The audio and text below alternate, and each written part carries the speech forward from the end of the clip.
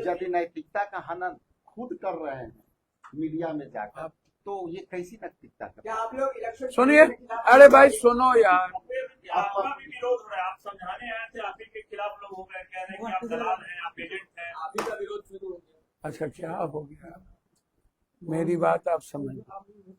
पहले तो 10,000 के चलते ये जीत नहीं है, ये जीत है फर्जी चोरी। SIR जो हमारे नेता की शंका थी वो साबित हुई। 49,000 पूर्णिया में वोट कटे। इस तरह इनके यहाँ प्रवीण जी के यहाँ 36,000 वोट कटे। 19,000 तक जो कटे, 22,000 इनके सर के यहाँ वोट कटे। 19,000 तक, उसमें हम 27 वोट से 11,000 तक जो हम हारे हैं 127 सीट पर। पहला।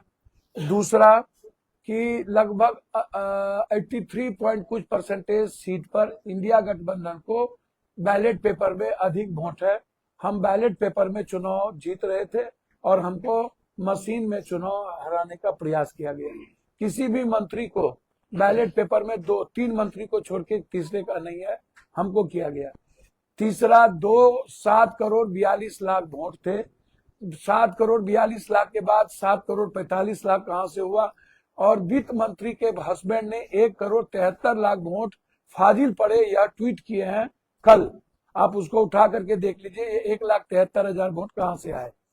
तीसरी चीज, वोट जब हम लोग के घर कटे, हमारा कटा वोट, कटा का EBC माइनॉरिटीज का, तो 49,000 कटे तो हम 50,000 आधा हो गए। हमको अगले बार से ज्यादा वोट आया 93,000, ठीक है, और उसको आ गया 1,30,000। तो हमने बीजेपी का वोट लिया। अगले बार 65,000 कांग्रेस को वोट मिली और इस बार हमको 93,000 वोट आया। तो सर कैसे वोट उसको 130,000 मिल गया?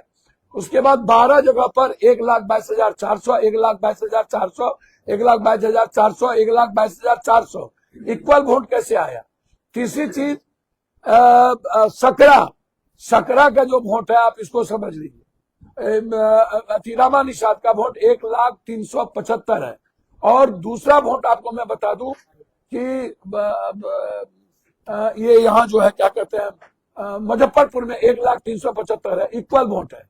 अब आपसे मैं एक बात पूछना चाहता हूं, आप हमको एक बात बताइए कि आप कह रहे हो कि 10,000, आप हमको एक बात, आप एक सप्ताह पहले किसी को आपने टिकट दिया, उसके बारे में ना तो किसी को पता है मधुबनी में किसको टिकट दिया, ना कहीं पर 6 टिकट दिया और ना छाप पता है, और आपको 1 लाख से ऊपर वोट मिल गई। आप इतने बड़े जादूगर हो। 10 दिन पहले इनकी सीट कंफर्म हुई और 6 सीट मिला, और 6 सीट में कोई वहां के कैंडिडेट को टिकट नहीं मिली, तो आप तब भी कह रहे हैं कि हम जीत गए। अब आप हमको एक बात बताइए, ट्रेन से ला रहे हो और पट्टी बांध के ला रहे हो, जीविका के गोदी में 6 तारीख को डाल रहे हो। अब आप चुनाव आयोग के हमारे अध्यक्ष जी ने स्पष्ट क्लियर था, हमारे नेता ने स्पष्ट कह दिया कि हम लड़ेंगे, हम झुकेंगे नहीं, चोरी हुई है, फर्जी सरकार है।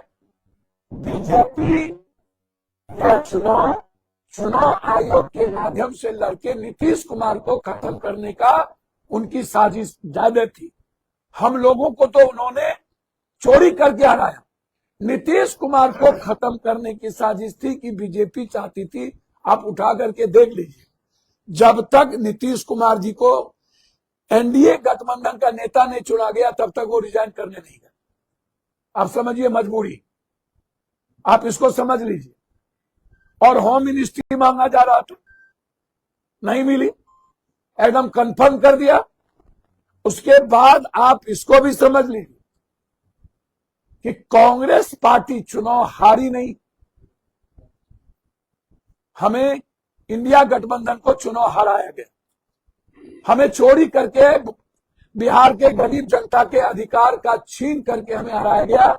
हम जनता से नहीं हारे, आप इस बात को समझें। और लगातार हम इस बात को कह रहे हैं कि बीजेपी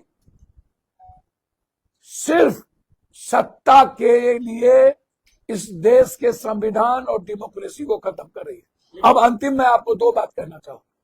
पहला बात, आप बेफिक्र रहिए, कौन क्या बोल रहा है।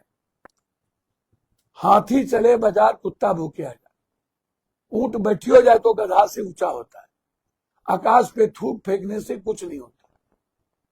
आप इन्होंने, हमारे नेता ने स्पष्ट कह दिया है, उस पर मुझे कुछ नहीं कहना। ये अध्यक्ष का दायित्व है, पप्पू यादव का दायित्व नहीं। नहीं, मेरी बात सुनिए ना, नहीं उस पर मैं कुछ नहीं कहूंगा। एक मेरी बात तो सुनिए ना। आपका क्यों विरोध किया? अच्छा मेरी बात तो सुनिए सर।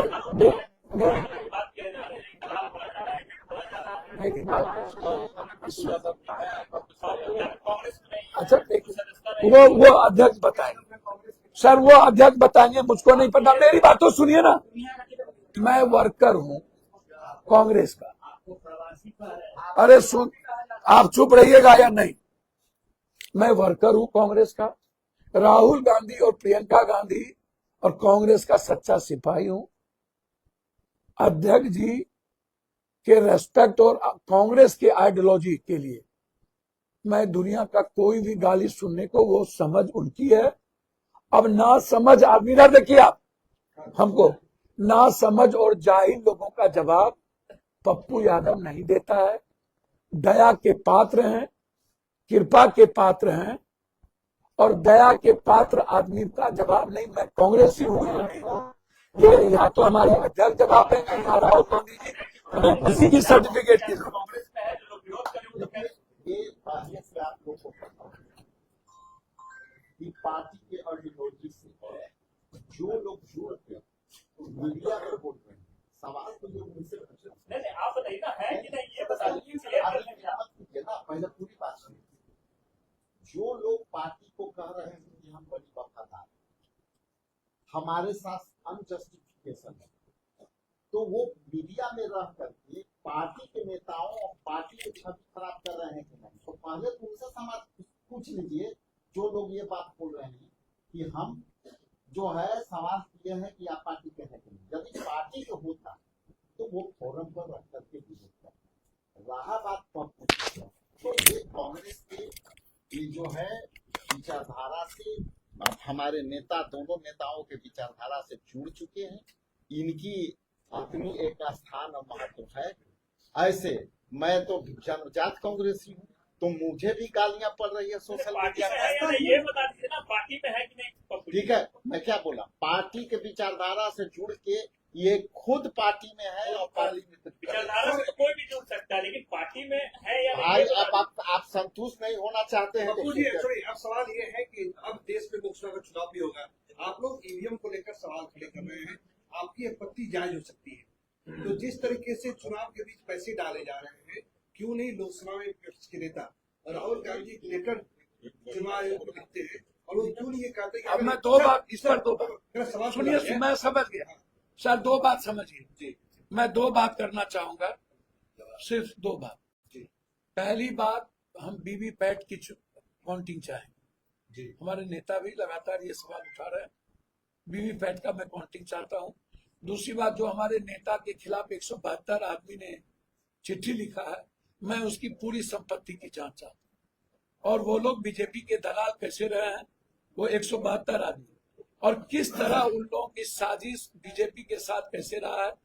मैं उन 172 लोगों की इंक्वायरी चाहता हूं कि ये लोग अपने संपत्ति को डिस्क्लोज करें, कि इन लोगों के पास कितनी संपत्ति है और ये संपत्ति कैसे आई, और बीजेपी के कहने पर किस तरीके से ये राहुल गांधी जी, 172 आदमी कंट्री में नहीं है ना, 172 आदमी से कई करोड़ ज्यादा कंट्री में, 37 करोड़ लोग कांग्रेस और राहुल गांधी की आइडियोलॉजी से जुड़े हुए हैं, 37 करोड़। इसलिए आप लोगों से विनती है, ये चाटुकार लोगों का बयान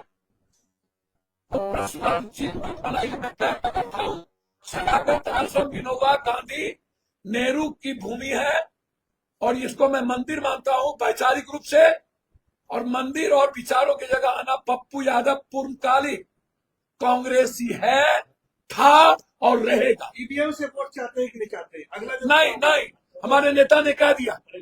पप्पू यादव जी के बारे में आप लोग भले कंफ्यूजन कर ले, लेकिन ये पप्पू यादव जी कांग्रेस का एक हिस्सा है, ये हिस्सा रहेंगे और हिस्सा है। मेरी माँ किस चीज से चुनाव लड़ी? कांग्रेस से।